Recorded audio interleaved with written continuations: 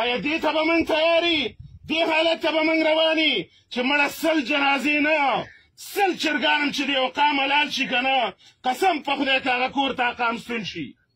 په سلګونو جنازې په زرګونو جنازې بیا موږ درته ویلې ده یو اور را روان دی په دې وطن کې نه عام سړی بچ دی په دې کې نه خاص سړی بچ دی په دې کې یو لوز راسه وکئ یو لوز نه غواړو چې د دې وطن نه به نورې کډې نه وړو په دې خپله خاوره به ټینګېږو او مقابله به کوو دا لوز کوو که نه انشاءالله دویم لوز دا کوو عزیزانو چې موږ تاسو ته غږ کوو چې راپاڅئ ټوپک د باندې نه رالو جګړو او تشدد خو دا وطن تباه کړو زموږ خواست دا د هر چا ته لمن نیسو هر څوک چې دا کارونه کوي د خدای لپاره نور دې اور ته لمنې مه ووئ نور دا اور وجل غواړي نور امن راوستل غواړي په دې خاوره اخري خبره ده